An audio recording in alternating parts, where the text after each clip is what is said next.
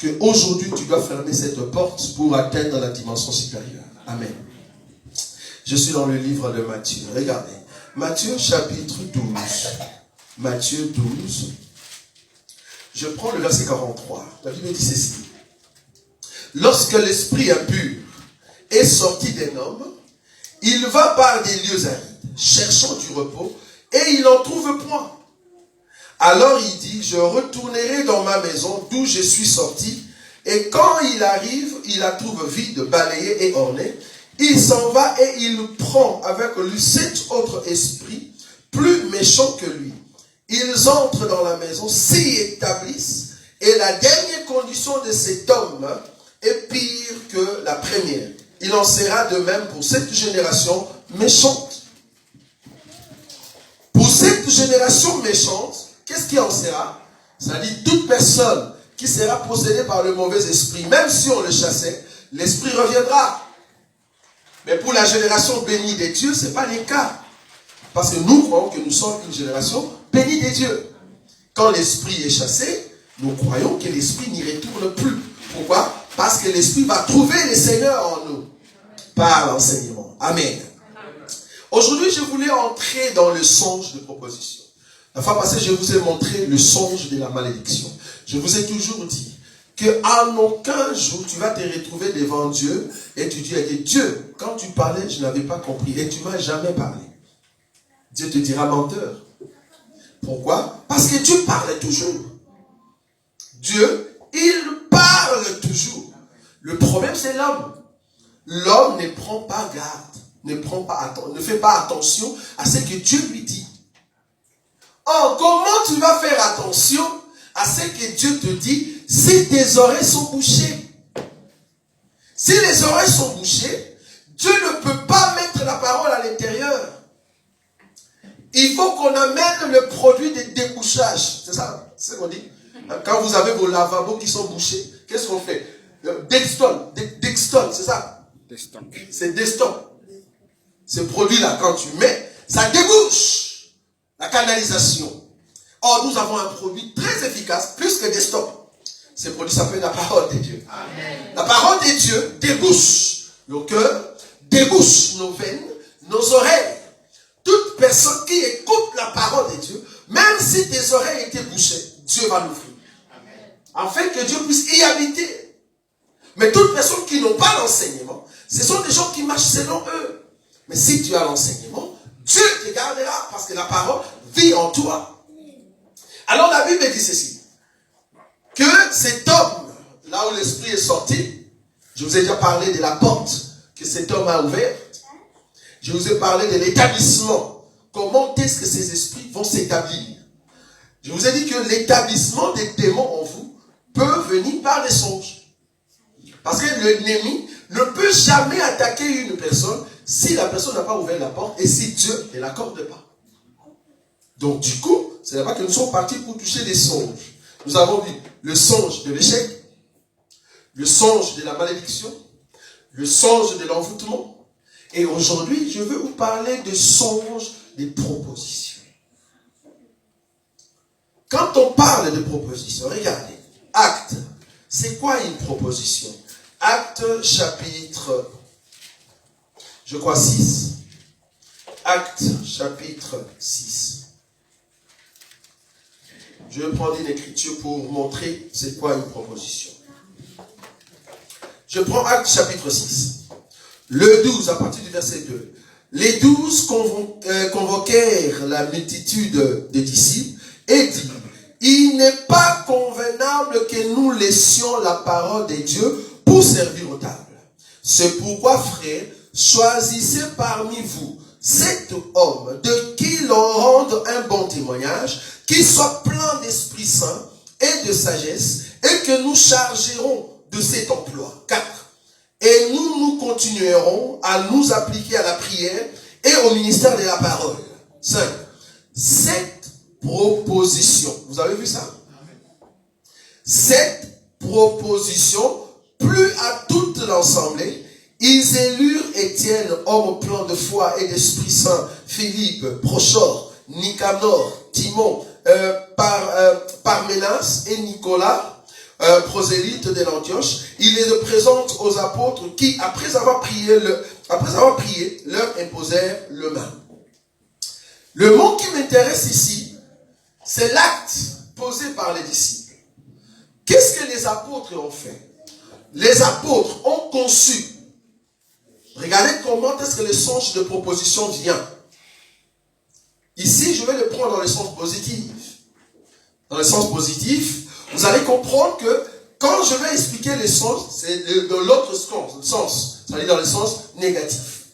Ici, les disciples ont conçu dans leur idée. Vu que nous partageons le pain ensemble avec les membres et que nous sommes trop chargés, nous serons trop fatigués.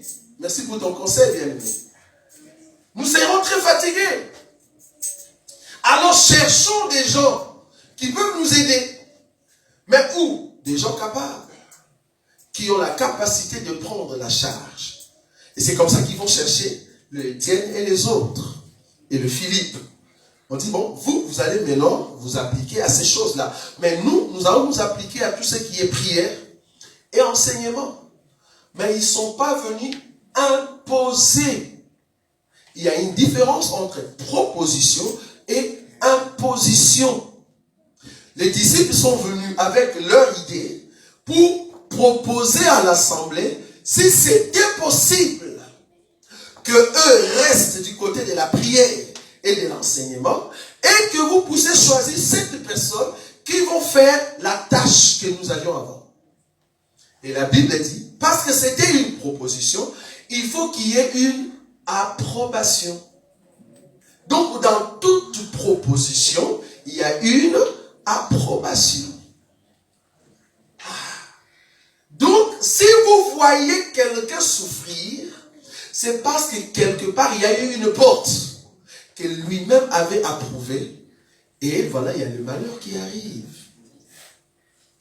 Et ça, vous voyez là où je viens. Le songe de proposition, ce sont des songes.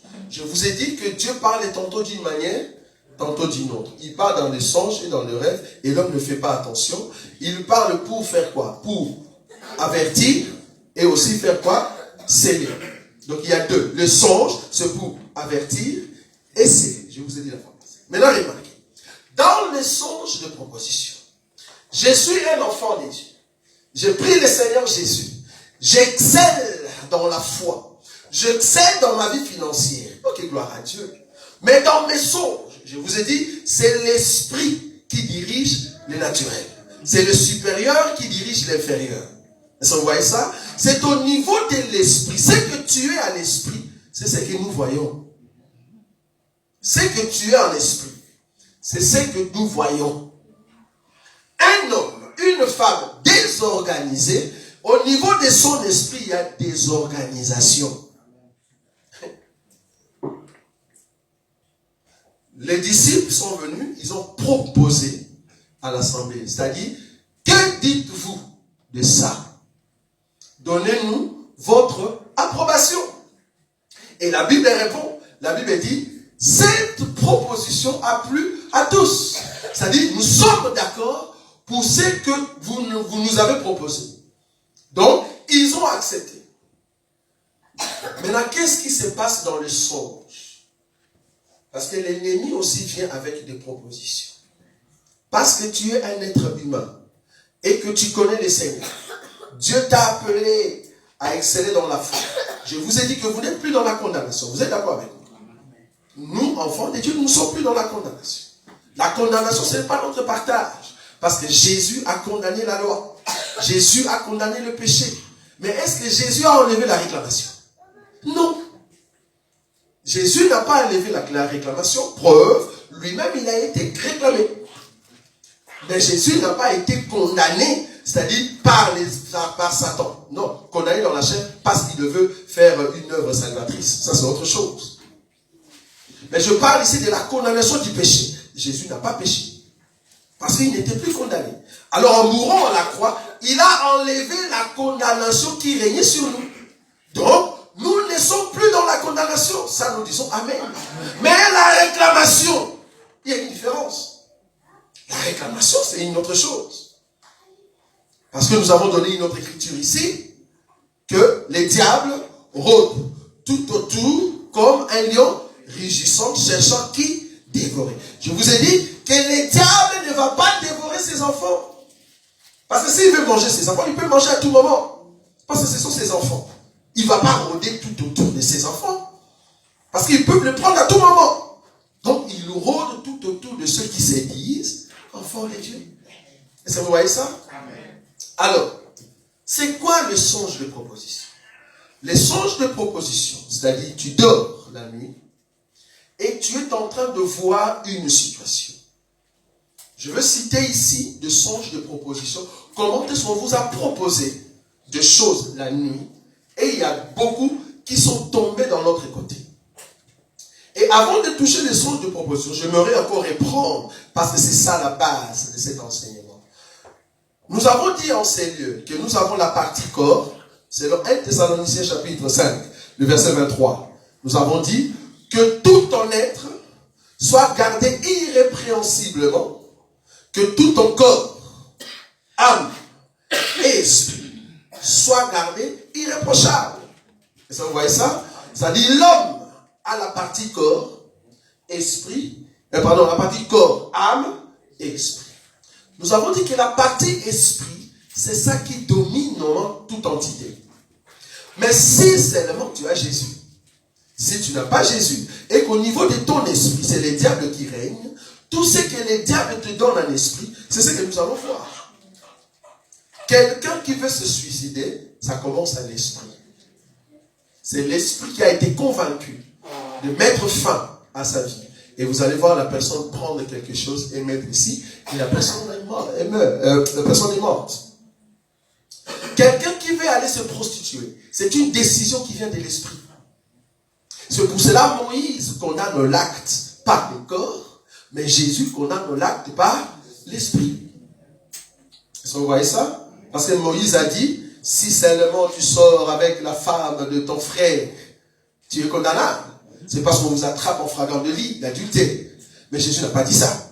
Jésus a dit, quand tu regardes seulement la femme d'autrui, donc tu ne l'as même pas touchée. Mais quand tu regardes la femme d'autrui pour faire ce que tu penses là-bas, tu pêches au niveau de l'esprit. Donc c'est au niveau de l'esprit que vient la proposition. Or, quand tu dors, le corps se repose, ton esprit est encore vivant. C'est là-bas que les diables viennent. Dieu aussi peut venir. Je vous ai dit qu'il y a des songes positifs et des songes négatifs. Maintenant, dans les songes de proposition, quand tu dors, ton esprit est encore vivant. Qu'est-ce qui se passe? Je commence à citer un peu les songes ici. Il y a des bien-aimés qui voient dans leurs songes. Tu dors, tu te retrouves dans un milieu où tu excelles. C'est-à-dire tu as l'argent. Les autres se voient dans des costumes extraordinaires. J'ai vu un bien-aimé qui est venu, il m'a dit, j'étais dans une maison, mais tu regardes la maison, tu dis, waouh, quelle maison. Donc c'est comme si la personne a acheté une très belle maison. Et tu le vois avec cette ambiance de la richesse. Mais à côté, c'est comme si c'était un miroir. Il se voit. Donc c'est-à-dire, il y a deux personnes, mais c'est la même personne. Je ne sais pas si vous comprenez ce que je dis. Donc dans son songe, il se voit en deux. Donc il y a une personne qui a l'argent et l'autre, lui, qui n'a pas l'argent. C'est comme si l'autre, lui, est mendiant, souffre. Maintenant, il se met en dilemme entre les deux, cherchant en fait qui je suis réellement. Ces songes-là montrent la nature de la proposition que Dieu veut t'amener, parce qu'il faut comprendre que Dieu a toujours un plan merveilleux pour ses enfants. C'est un plan de bonheur et non pas un plan de malheur. La personne qui a la richesse dans ton songe, c'est ce que Dieu veut que tu sois. Et la personne qui souffre, qui n'a pas de beaux habits, ou la personne qui est cachée quelque part, qui a peur, donc tu te vois qu'il y a une autre personne dans un cachot, dans une prison, mais c'est toi, tu te vois dans une prison. Je ne sais pas si vous voyez ça. Donc tu viens, tu vois une personne enchaînée, mais c'est toi qui vois que toi-même tu es encore enchaîné. Des songes, on appelle ça songe de proposition, mais en forme de double. Quand tu vois ces songes-là, comprends que celui qui est fort dans ces songes, ou qui a de l'argent, ou qui est propre, c'est ce que Dieu veut te donner. Maintenant, celui qui est dans la prison, celui qui souffre, celui qui n'a pas d'habit, celui qui est pauvre, alors que c'est toi, c'est ce que l'ennemi te propose.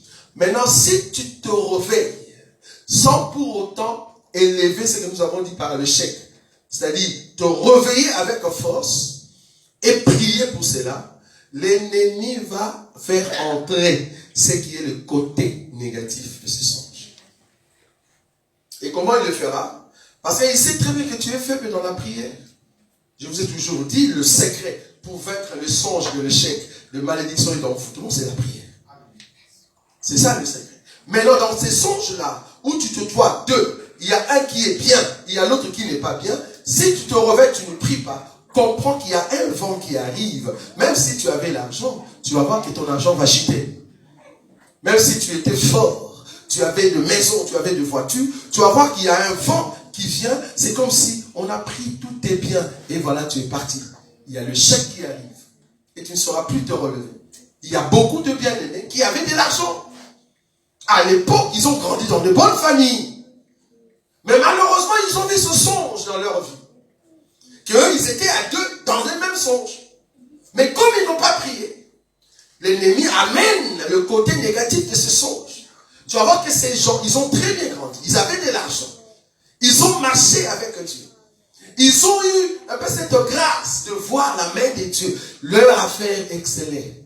Mais tu vas voir, à un moment, ils vont commencer à chuter. Chuter. Pourquoi ils chutent? Ils chutent parce que la position qu'ils avaient avant, c'était la position que Dieu voulait. Mais cependant, comme ils chutent, Dieu le ramène au bas dans leur vie pour que Dieu puisse leur enseigner. Vous savez que les épreuves sont un moyen pour nous enseigner. Dieu permet des épreuves pour nous enseigner. Alors tu vas rentrer là par terre si tu ne prends pas conscience de ce que tu étais avant. Tu vas rester là-bas. Le seul secret pour sortir de là où tu étais au-dessus jusqu'en bas, c'est la prise de conscience. Si tu n'as pas la prise de conscience, tu ne vas pas sortir. Je vais prendre une autre écriture. La Bible dit que le fils prodigue, il était très bien dans la maison de son père. Il a dit, papa, donne-moi ma richesse. Ah, donc il était riche. Mais avec sa richesse, qu'est-ce qui est arrivé? Il a commencé à descendre. Jusqu'à ce qu'il voulait même manger les carottes, comme on dit, de porc. En d'autres termes, il était par terre. Mais quand il a pris conscience, il a dit, je retournerai. J'aime ça. C'est ce qu'on appelle la conversion. Je retournerai. Dans vos vies, il y a eu des moments où vous étiez si haut. Dieu vous a visité énormément. Mais remarquez que plus Dieu vous a donné, apparemment vous avez abandonné cette voie. Et c'est là-bas que l'ennemi vient. Je me rappelle de cette prière de Salomon qui a dit, ne me donne pas trop de richesses, ne me donne pas aussi la pauvreté. Donne-moi ce qu'il me faut. Est-ce qu'on voit cette prière? Mais il y a beaucoup qui avaient la richesse. Et voilà, ils sont chutés. Au lieu de prendre conscience là où ils sont, au contraire, ils s'entêtent. Ils disent, ouf, ce sont des réalités du monde. Et apparemment, c'est comme s'ils ne croient plus au Seigneur. Vous voyez ça? C'est parce que cette foi qu'ils avaient au départ. Mais ce sont des gens, au départ, avant d'avoir la richesse, ils ont beaucoup prié. C'était des gens qui demeuraient dans de jeûnes extraordinaires. Il y a même beaucoup qui, au Congo, ils étaient très forts dans la prière. Mais arrivés en Europe, parce qu'il y a des portes qui s'ouvrent, tu es au-dessus, tu abandonnes. Et qu'est-ce qui arrive? Tu chutes. Or, quand tu chutes, au lieu de prendre conscience, tu restes là-bas. Tu dis non, Dieu va me visiter. Mais Dieu ne va pas te visiter si tu ne prends pas conscience. Dans ces songes, tu te vois en deux. Et là, l'ennemi va te proposer en fait la personne qui n'a pas l'argent. Deuxième, il y a des songes de proposition en ce qui concerne la finance. C'est-à-dire, tu te vois dans un songe que tu avais l'argent dans la poche. Ça, beaucoup de gens le voient. Ils avaient l'argent dans la poche. Et tu vois une personne qui vient dans le songe. La personne te dit, donne-moi ton argent Ou soit achète ce que j'ai et je vais te donner la chose en question. Tu lui donnes de l'argent, au lieu que la personne te donne ce que tu avais acheté, il ne te donne pas la chose en question. Il te donne une autre chose. Tu commences à t'inquiéter. Mais moi, je voulais ça. Pourquoi tu m'as donné ça? Tu commences à t'inquiéter dans tes songes et tu te réveilles. Là, c'est un songe de proposition mais de l'échec. Parce que tu ne pouvais pas te réveiller. C'était ton argent à toi. Ça dit tes biens. C'est un bien qui était en vous, mais que toi, tu as fait sortir, tu as donné, au lieu qu'on te donne la chose qui était gardée, que tu voulais acheter, mais on ne te donne pas cela. Tu commences à te lamenter. Mais moi, je voulais acheter ça. Pourquoi vous me donnez l'autre? Il y a même d'autres personnes qui se voient prendre, par exemple, une voiture. Il y a d'autres en train de faire des affaires. Nous voulons faire cette affaire, mais arriver là-bas, la signature, ou le papier, ou les documents qu'on lui donne, ce n'est pas l'affaire que lui, il est venu faire. Et il commence à se lamenter dans les songes. Moi, je voulais ça, mais pourquoi tu me donnes ça? En d'autres termes, je voulais A, mais on te donne B. Si tu vois ça dans ton songe, comprends que Dieu est en train de te dire, relève-toi dans la prière, parce qu'il y a une proposition qui est en train de venir pour changer ta bénédiction. Changer ta bénédiction. Il faut vous réveiller. C'est très important les choses qu'on est en train de dire ici. On a même vu d'autres personnes. Bon, ça, il y a aussi des bien-aimés qui nous ont raconté, mais ce sont des choses qui arrivent très souvent. Donc, il se voit avec ses enfants. Tu es avec tes enfants, tu amènes ton enfant, tu le prends par la main, vous êtes en train de passer sur un chemin. Et du coup, tu regardes ton enfant, ce n'est pas ton enfant. Tu dis, oh, mon enfant, c'est pas ce que j'ai entre les mains. Mais tout à l'heure, j'avais mon enfant. Mais où est parti mon enfant? C'est un peu comme l'histoire de Salomon avec l'enfant qu'on voulait couper. Mais où est mon enfant? Et tu ne le vois pas dans les songes. Tu commences à regretter. Ou soit il y a d'autres qui se voient qu'ils ont vu leur enfant dans un berceau ou sur le lit et l'enfant était très mignon ayant la santé. Mais quand tu veux prendre l'enfant, tu veux le bercer, tu vois que l'enfant en question devient trop maigre. C'est-à-dire l'enfant est malade. Tu dis, mais tout à l'heure, l'enfant était bien, mais comment est-ce que l'enfant est malade? Et tu commences à t'inquiéter. Là, dans les songes, si au niveau de l'esprit, si tu n'as pas Jésus, tu vas te lamenter et tu te réveilles. Ça, c'est pas bon. Si au niveau de l'esprit, tu as Jésus, à partir de ton songe, tu commences à prier. Tu dis, non, ça, c'est pas mon enfant, vous m'avez changé. Donc, c'est le songe de proposition. On veut changer quelque chose dans tes domaines. Ça peut être domaine financier, domaine sanitaire. Il faut faire attention dans les songes. La Bible dit que quand Dieu parle, il parle sous forme de paraboles et des énigmes. Mais il faut qu'il y ait quelqu'un qui peut interpréter ça. Nous sommes ici pour interpréter vos songes. Quand tu vois ces songes, qu'on est en train de changer quelque chose qui était bon, mais qu'on change, c'est un songe de proposition. On est en train de proposer quelque chose qui était bon, on veut échanger pour qu'on te donne quelque chose qui n'est pas bon. Quand tu te réveilles, prie. Prie. Dieu nous parle par des songes. S'il ne peut pas parler audiblement, mais il te parle toujours par les songes. Toujours par les songes. On a vu des gens qui étaient dans le mariage. Dans son mariage, là, la personne est dans son mariage. La personne est déjà mariée. Mais la personne se voit encore. Vous voyez ça? La personne se voit encore, on est en train de lui proposer un autre mari. Vous voyez là où je viens? Donc, tu es déjà dans un mariage, mais quand tu dors, tu vois comme si on te propose un autre mari ou une autre femme. Mais la femme en question qu'on te propose, ce n'est pas la femme que tu as à la maison. Vous voyez, c'est là. Ça, c'est un songe de proposition. Donc, Dieu est en train de te dire, relève-toi, il y a un vent. Parce que toi, tu n'es pas fort que le diable. Nous sommes forts que le diable par Jésus-Christ. Quand tu te montres ça, Dieu veut te dire, fais attention. Je sais que tu aimes ta femme, mais il y a un vent que l'ennemi est en train d'envoyer, tu peux tomber dans l'adultère. Une femme qui peut être au Congo, une femme qui peut être ici, tu vas voir une sirène qui va sortir de nulle part, avec une beauté, d'abord farouche, une beauté calquée, avec des couches de poudre de 12 kilos, avec des fossiles, et cette femme va apparaître comme tu n'étais pas fort en esprit. Elle va te séduire. Mais quand tu reviens à toi-même, tu dis, mais comment je peux laisser ma belle femme comme ça pour aller auprès de celle-là? C'est un esprit. C'est parce que tu n'as pas prié. Tu vas tomber dans l'adultère. Alors que Dieu t'avait déjà prévenu. Tu es déjà dans un mariage. Il fallait que tu voies ta femme. Mais toi, tu ne vois pas ta femme. Tu vois une autre femme. Alors que toi, tu es marié. On est en train de te proposer une femme dans ta vie réelle. C'est pour ça que tu verras que tu es fait. Quand tu vois une femme, tu as la facilité d'aller aborder une fille. Quand tu vois un enfant de Dieu, normalement, ne peut pas avoir cette facilité-là. Si tu es déjà marié, normalement, ce que Dieu peut faire, la meilleure des choses, Dieu va, si tu te maries aujourd'hui, Dieu sait qu'il fait, il va jeter des écailles sur tes yeux. Afin que tu ne voies plus une femme. Et comme tu vas rester dans le mariage, quand les écailles vont tomber, tes yeux verront que la femme que tu as choisie. Mais si tu vois que tes yeux, ta femme est là devant, mais tu commences à faire ça de gauche à droite, comprends qu'il y a déjà un vent qui souffle.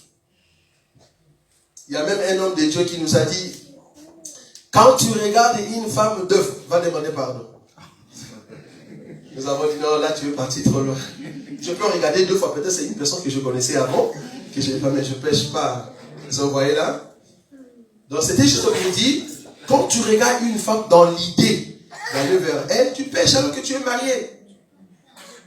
Quand tu vois ça dans ton songe, qu'on te change de mari, on te change de femme, dans ton songe, comprends qu'il y a un vent qui va te pousser vers des sirènes. Quand je parle de sirènes, ce sont ces sœurs-là qui sont sur Facebook. Tu vois déjà la sœur sur Facebook, tu te dis, mais cette sœur très belle comme ça, pourquoi elle n'est pas encore mariée? Et tu vas auprès d'elle, tu vas comprendre qu'en réalité, elle a un problème. Son problème, c'est quoi? Elle ne veut pas respecter la parole de Dieu. Je vous ai toujours dit, on ne prend pas un homme, on ne prend pas une femme, parce que la personne est trop beau ou trop belle. Non. Nous, enfants de Dieu, nous allons prendre un homme ou une femme qui a l'enseignement. Très important. Maintenant, si tu as une femme qui a l'enseignement, mais tu commences à regarder de gauche et de droite, fais attention, c'est Jézabel qui vient. Et je vous dis que Jézabel paraît toujours belle, paraît.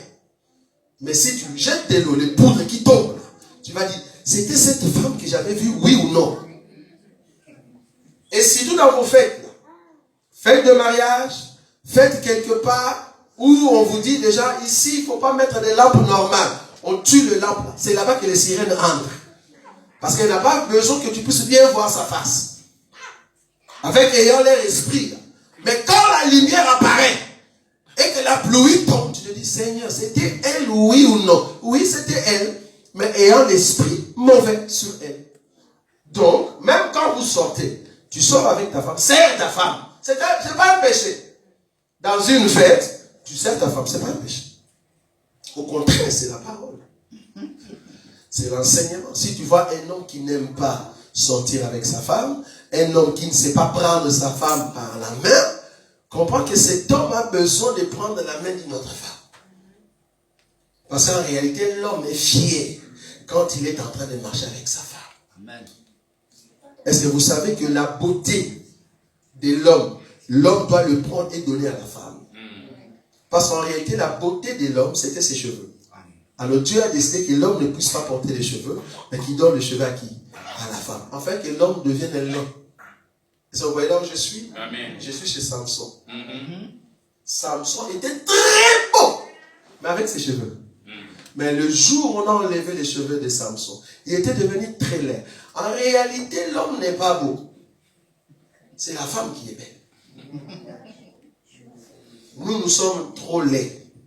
Mais il faut présenter ta femme qui est belle. Amen. Si tu vois un homme qui reste devant son miroir en train de dessiner ses carrés de barbe, alors que sa femme ne voit pas les carrés de barbe, ce sont les autres qui voient, il y a un problème. Je parle ici, je suis dans les songes.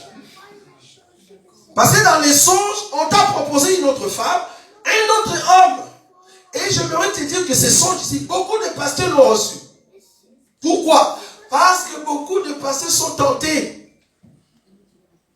Et le pasteur, dans son songe, c'est comme si il a aimé les songes. Pourquoi? Parce que la femme qu'on a proposée là-bas, trop belle. Mais non, ce n'est pas la beauté, ce sont des poudres, bien aimé. Tu n'as pas bien vu. Et voilà un pasteur qui va tomber avec des sœurs à l'église. Pourquoi? Parce que Dieu lui avait dit, attention, on te propose une autre femme dans tes songes. Fais attention. C'est très important ce que nous sommes en train de dire ici. Un autre songe de proposition. Tu as un diplôme. Tu as bien étudié. Tu es fort instruit. Je dis physiquement, personnellement. Tu es instruit. Mais tu te vois dans les songes que tu es en train de faire un examen que tu as échoué. Mais toi-même, tu sais que tu es intelligent. En d'autres termes, Dieu est en train de te dire, lève-toi, prie. Pourquoi? Parce que bien que tu es intelligent, mais cependant quand tu vas aller partout pour chercher du boulot, les gens ne voient pas ton intelligence. Ils voient un diplôme trafiqué la nuit dans tes songes. Alors que tu es intelligent. Donc, apparemment, ton diplôme n'a pas de valeur, alors que toi-même, tu sais que tu es intelligent. Normalement, ce que tu es, tu ne pouvais pas être ce que tu es aujourd'hui. Avec l'intelligence que Dieu t'a donnée. Mais alors que le Seigneur t'avait déjà prévenu, parce que je vous ai dit que le songe, ce sont des avertissements. Dieu t'avait prévenu, attention, ce que tu vois dans ces songes veut dire, lève-toi dans la prière. Rentre dans la présence de Dieu pour enlever ces vents qui arrivent pour que tu ne puisses pas exceller ou avoir un poste très élevé. Voilà. Et c'est grave. Je vous ai parlé ici de mon oncle qui est déjà parti, qui n'est plus là. On lui proposait tous les jours. Il a dit, c'est presque 3 fois. Il voit qu'il y a une personne qui vient lui dire, je peux te donner de piqûres? Et puis on lui met de piqûres. Lui dit oui. Dans son songe, il disait oui. Mais physiquement comme ça, il n'était pas malade. Mais dans son songe, il y a toujours quelqu'un qui vient, comme un médecin. Tu veux que je te donne des piqûres? Oui. Et puis on lui met des piqûres. Le jour où la maladie a commencé, il n'a pas traîné très longtemps et il est parti. Donc on est en train de lui proposer de maladies sans les savoir. Tu es devenu maladif. Ce n'est pas parce que tu as mangé la nourriture d'Aldi. Non, oublie. Tu es devenu maladif. Ce n'est pas parce qu'il y a un problème au niveau de la famille. Non. Je vous ai dit que Matthieu chapitre 12, cette personne était responsable de ce qui se passe dans sa vie. C'est la personne elle-même qui a ouvert les portes. Il n'a pas compris le langage de Dieu. Alors qu'il s'est dit chrétien. Le diable veut vous proposer de maladies. Il y a d'autres même qui ont reçu des malarias en Europe. Mais comment tu as de malaria ici en Europe? On demande, mais d'où vient cette maladie? Il y a même, on propose des choses comme ça. Vous êtes des amis, il y a plein de sortes de propositions. Vous êtes des amis avec X. Dans les songes, alors que vous êtes à mon terme, mais dans les songes, tu penses que c'est la personne qui est ton ami qui est en train de combattre avec toi. Et tu combats à fond, tu l'insultes, vous bagarrez, et jusqu'à ce que la personne peut te blesser. Et puis tu te réveilles dans les songes. Mais tu te dis, est-ce que c'est vraiment la personne ou c'est pas la personne? Non, c'est pas la personne. Moi, je te le confirme. C'est pas la personne. C'est un esprit qui vient pour te dire qu'avec la personne que vous avez maintenant, vous allez vous séparer. Et la blessure sera tellement grande. Maintenant, la proposition, c'est quoi? On met dans ton cœur pour que tu te sépares avec cet ami-là. Alors qu'en réalité, l'ami est bon. Parce qu'il y a des bénédictions qui viennent par Dieu, mais qui passent par les amis. Ça, vous savez. Parce qu'il y a des ouvertures que toi-même, tu ne sauras pas l'ouvrir. Bien sûr, ça vient de Dieu, mais ça passe par un ami. Or, l'ennemi le sait. Qu'est-ce qu'il fait? Il t'amène un songe de proposition. Tu te bagarres, tu vois par exemple l'autre dans une position. D'abord, toi-même, tu n'es pas dans la vie de prière. Mais dans ton songe, tu vois le frère ou la sœur dans une mauvaise position. C'est une proposition pour dire que ta bénédiction ne saura plus venir là-bas. Et c'est là-bas que tu as loupé beaucoup de choses dans ta vie.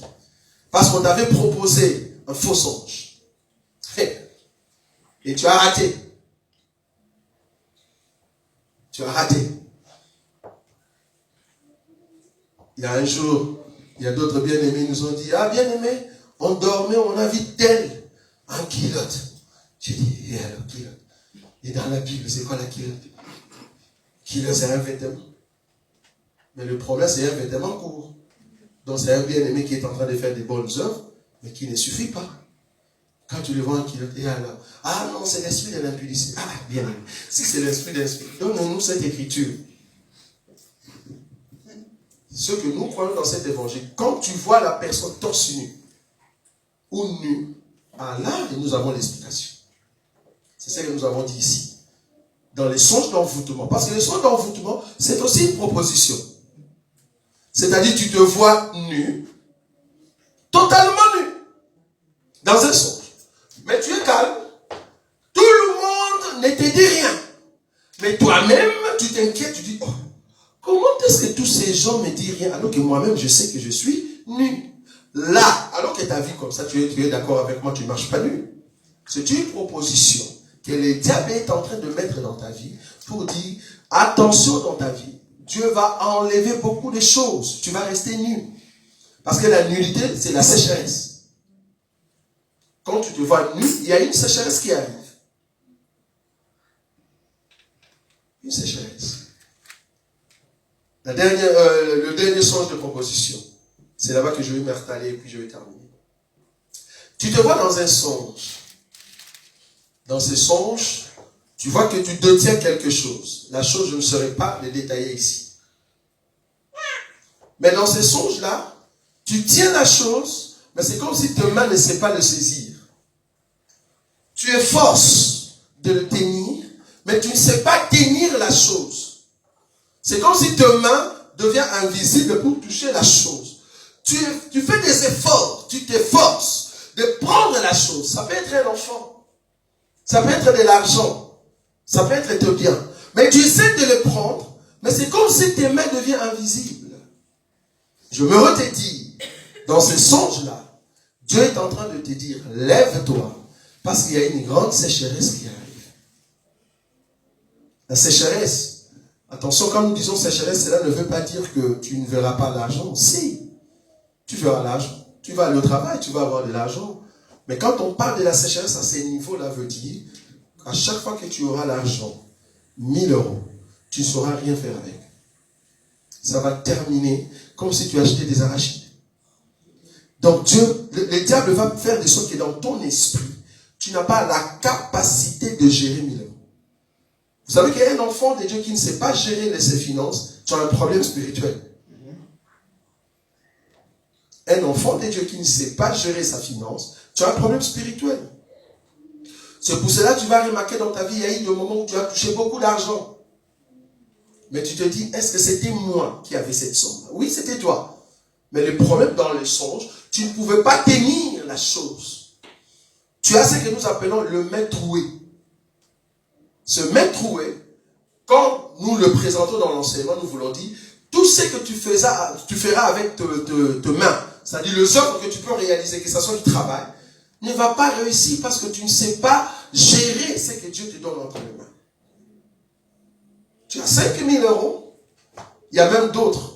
Il s'est dit au mois de janvier, quand je serai au mois de mai, on va me donner, comment on appelle ça? Vacances irréelles, c'est ça. La vacances irréelles, c'est quoi? Pardon, PQ de vacances. Ok, PQ de vacances. Regarde ce qui se passe dans ta tête maintenant, parce qu'on est au mois de janvier. Je vais avoir les PQ de vacances, qui sera aux environs de 3000, 3500, voire même 5000. Ok, qu'est-ce que je vais faire? D'abord, le premier problème que tu n'as pas un projet. Si tu n'as pas de projet, tu ne peux jamais atteindre Isaac. Tous ceux qui veulent réussir dans la vie, ils ont toujours un projet. Si tu n'as pas de projet, on n'attend pas le projet quand le 5 000 sera là. On fait un projet avant le 5 000. Si tu n'as pas un projet, tu ne vas pas exceller. Tous ceux qui ont acheté des maisons, tous ceux qui ont excellé financièrement, ce sont des gens qui ont envisagé un projet et quand la somme était là, ils ont directement saisi l'objet. Maintenant, le problème avec vous, vous attendez au moins demain. Et quand tu auras les 3 500, les 4 000, quand tu n'as pas de projet, la première des choses qui viendra, aider le parent au Congo. Je ne suis pas contre les parents. Au contraire, je suis pour les parents. Mais je suis toujours pour la Bible. La Bible est dit, même si les parents vont m'haïr, la Bible est dit, ce n'est pas aux enfants d'amasser pour les parents. C'est aux parents d'amasser pour les enfants. Donc quand mon père, ma mère me demande quelque chose et que j'ai quitté déjà entre leurs, je viens bien dire, j'ai quitté la maison parentale, je ne suis plus soumis à mes parents. Non. Je ne suis plus soumis à mes parents. Mais quand je vis avec les parents, je suis soumis à mes parents. Est-ce que vous voyez là où je suis? Quand l'enfant sort du toit parental, l'enfant n'est plus sous l'autorité parentale. Donc cet enfant n'est pas obligé d'aider ses parents. Là on va me dire, mais qu'est-ce que tu fais, Roger? Tu es un Africain? Oui. Je suis un Africain chrétien. Je regarde les choses par rapport à l'enseignement. Quand je sors de la maison de mes parents, je ne suis plus sous leur autorité. Parce que je suis sous l'autorité de la parole et de moi-même. Alors, quand un enfant veut aider ses parents, c'est biblique, oui ou non? Oui, c'est biblique. Vous avez bien dit aider. Ce n'est pas une obligation. Non. Donc, le parent qui oblige à ses enfants de leur envoyer de l'argent, alors que la personne souffre ici, et en même temps tu es parti entrer ou t'endetter pour envoyer l'argent auprès de tes parents, tu pèches. Tu pèches. C'est-à-dire, je vais envoyer quelque chose à mes parents, alors que je ne suis plus avec mes parents, et qu'est-ce que tu veux? Tu veux endetter. Ah, Défi Sangaï, combien? 3 000. Pour qui? Non, je vais envoyer 2 000 aux parents. Tu pèches. Dis aux parents que, écoute, pour le moment, je n'ai pas l'argent. Dis-leur clair. Je n'ai pas l'argent, donc, dès que je l'aurai, je veux voir la possibilité de vous l'envoyer. Nous ne pouvons pas entrer en dette pour aider une personne. Ça, il faut éviter. Déjà, un enfant de Dieu, pour aller trop loin, un enfant de Dieu ne peut pas entrer dans des dettes inutiles. Je peux encore comprendre la dette hypothécaire. Ça, je comprends. Parce que c'est ta somme que tu es en train de rembourser là-bas. Mais tu entres en dette, tu vas auprès de la banque pour aider une personne. Non. Pourquoi? Parce que quand tu auras des problèmes, parce que tout ce que tu vas payer, comme impôt, comme frais, tout ça, c'est toi. Mais la personne est calme. Aide la personne avec l'enseignement. C'est comme tous ces gens qui nous demandent de l'argent dans les carrefours. Tu n'es pas obligé de leur donner. Il ne faut pas dire, Seigneur, parce que je n'ai pas donné 2 euros, je pêche. Non. Tu ne pêches pas. Tu vas pêcher quand le Saint-Esprit te dit, donne 2 euros et que toi tu refuses. Là, tu pêches. Mais si tu ne sens pas cette envie de donner 2 euros aux Romains, tu ne pêches pas. Il ne faut pas chercher le péché partout. Parce qu'on a été dans la voiture et la personne il tape. 1 euro. Maintenant, vous ne savez pas regarder à la personne te dit, ah, you are moi, Nzam. Fais ça, je ne suis pas obligé de donner. Je ne suis pas obligé. Et après, tu sais pas toi qui vas terminer la misère du monde. Donne quand le Saint-Esprit te dit donne. Sinon, tu vas donner à n'importe qui. Ils vont prendre de l'argent, ils vont acheter des whisky et des vodka. Là, tu participes à ce qu'il est en train de faire. Donne quand Dieu te dit de donner. C'est-à-dire la personne a faim. Si la personne a faim, tu peux l'aider. Mais une personne courageuse, muscleux, et qui est très beau, mais qui te demande de l'argent, mais ça ne va pas, il y a un problème. Donc le but ici, c'est de voir les choses avec l'aide de l'enseignement. Je vais terminer. Donc ici, je vous ai présenté les songes de proposition. Vous n'êtes pas obligé de l'accepter. Parce que c'est un songe de proposition. On te propose si tu peux l'avoir, oui ou non. Maintenant, c'est au niveau de l'esprit. C'est là-bas que tu dois prendre l'approbation. C'est-à-dire accepter, oui ou non. C'est toi, en fait. Or, comment accepterai-je si je n'ai pas l'enseignement? Parce que c'est l'enseignement qui me donne la force pour dire non et dire oui. Donc, c'est par l'enseignement, au niveau de l'esprit, quand je vois tel songe, le Seigneur va me réveiller pour dire, lève-toi et enlève cette opprobre qui arrive. Donc, tous ceux qui ont Jésus-Christ, tous ceux qui ont l'enseignement, Jésus va vous aider, afin que les songes de proposition ne puissent pas vous atteindre. Et c'est vrai, non, je suis. Mais si tu n'as pas Jésus, tu vas croire que c'est juste un songe. J'ai dormi, j'ai vu que j'avais l'argent et l'autre n'avait pas l'argent. C'est quel songe ça? Tu n'as pas Jésus. Parce que si tu avais Jésus, tu allais comprendre qu'il y a deux personnes en toi. Il y a une qui a l'argent et il y a l'autre qui est pauvre. Et le pauvre, ça c'est pas le plan de Dieu, en tout cas par rapport à ce que tu es maintenant. Par rapport à ce que tu es maintenant, Dieu ne veut pas t'amener à la pauvreté. Non. Dieu veut que tu puisses exceller dans ce que tu fais maintenant. Maintenant, quand tu vois ces songes, l'ennemi est en train de te proposer si tu peux tomber bas, très bas. Alors c'est à toi de te lever et de prier. Amen. Amen. Je voulais proposer ceci. Ce que je propose, ce n'est pas un songe de proposition. C'est juste une proposition. Je voulais proposer à l'église. Aujourd'hui, nous sommes le premier dimanche de l'année 2020. Le dimanche prochain, je vais encore continuer pour montrer la dernière décision de cet homme est pire que la première. Vous voyez l'écriture, non? Amen. Matthieu chapitre 12, au verset, je crois, 45. La dernière décision de cet homme est pire que la première. Comment est-ce que tu peux reconnaître que mon mari, ma femme, c'est un païen, c'est une païenne? Quelqu'un qui a bien commencé. Et après, tu vois que c'est pire. Comprends que cette personne-là, parce que vous savez que le même pain que Pierre a mangé, c'est le même pain que Judas a mangé. Judas a mangé le même pain que Pierre a mangé. Mais le même pain dans Pierre a poussé Pierre pour demander pardon. Il s'est lamenté. Mais le même pain a poussé Judas pour aller se suicider. Les mêmes pains que nous prêchons ici, il y a d'autres qui vont devenir pires que la première décision. Mais il y a d'autres qui vont se sanctifier encore davantage. Amen. Quand la Bible dit que ceux qui se sanctifient encore, c'est par rapport à la parole. Que ceux qui sont impurs, hein? Comment on dit ça? Que ceux qui te suivent, voilà. Que ceux qui se suivent encore. Tu vas te suivre par rapport à quoi? Tu ne vas pas prendre la boue. Tu te suis par rapport à l'enseignement. Donc, cet enseignement peut t'amener dans la sanctification, comme cet enseignement peut t'amener dans le suivre. Quand tu vas régner la véracité de cette parole.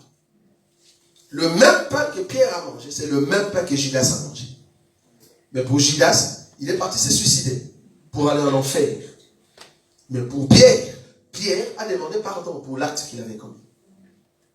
Donc, nous allons voir le dimanche prochain que la dernière décision de cet homme est pire que la première. C'est là-bas que nous allons comprendre que je peux rester avec une personne pendant 10 ans si c'est un enfant de Dieu et qu'au début, il était un homme méchant. Comme c'est un enfant de Dieu, il va se transformer. Pourquoi? Parce que Dieu va le protéger afin qu'il puisse atteindre le niveau voulu par Dieu.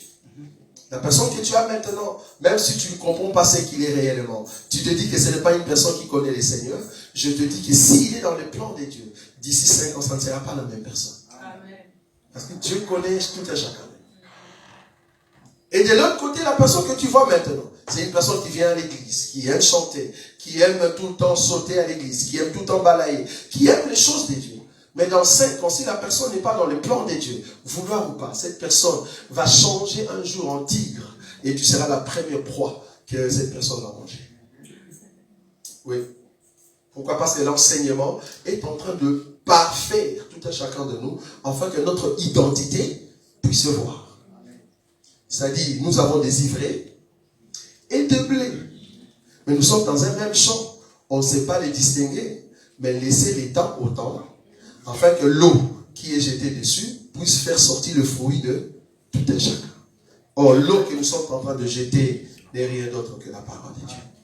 Cette parole, nous sommes en train de jeter dans vos vies, afin que Dieu puisse parfaire vos vies, pour que demain, dans 10 ans, tu puisses exceller dans la foi, pour que tu puisses montrer au monde que tu es réellement chrétien. Mais les autres, ils vont rentrer tout droit dans le monde. Et j'aimerais vous certifier, selon les enseignements, c'est lui qui avait goûté que Dieu est bon. Tu as mangé la nourriture spirituelle ensemble avec nous. Et que tu as vomi, et que tu veux retourner là-bas. Dieu dit, il va te jeter.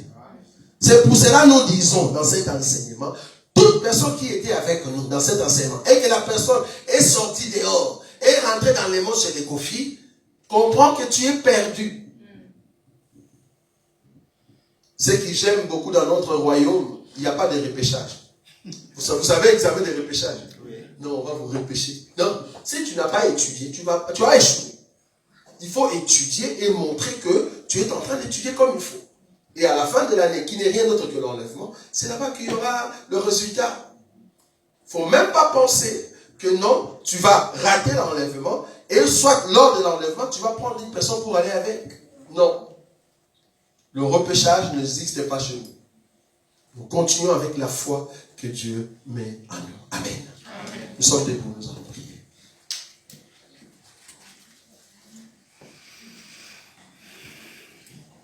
La dernière condition de cet homme sera pire que la première. Il n'y a que 2 décisions. Si la première décision était bonne, est-ce que la dernière décision est bonne? C'est ce que nous verrons dimanche. Et là, Dieu va nous aider pour exceller dans la foi.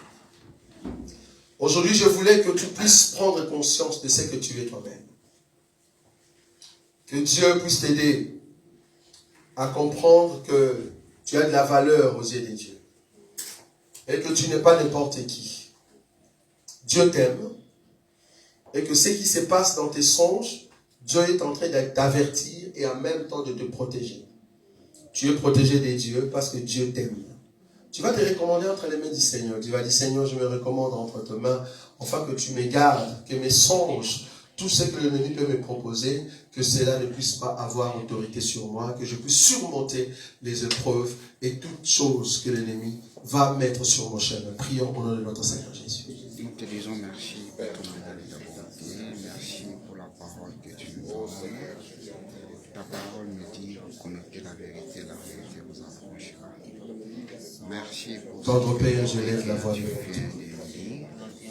Merci Seigneur pour l'enseignement, Seigneur. Je reconnais que nous ne sommes pas la demeure des démons. Même si ces démons a dit, je retournerai dans ma maison d'où je suis sorti. Nous croyons que nous étions autrefois dans les ténèbres, mais aujourd'hui nous ne sommes plus dans les ténèbres.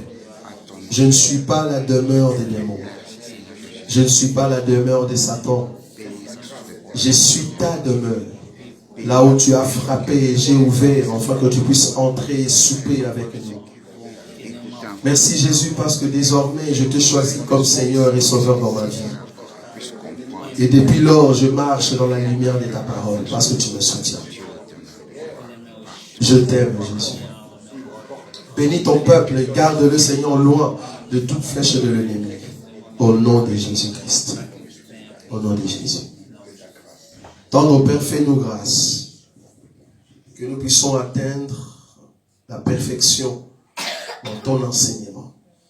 Parce que ton enseignement est en train de nous parfaire à chaque instant pour que nous puissions aller de l'avant.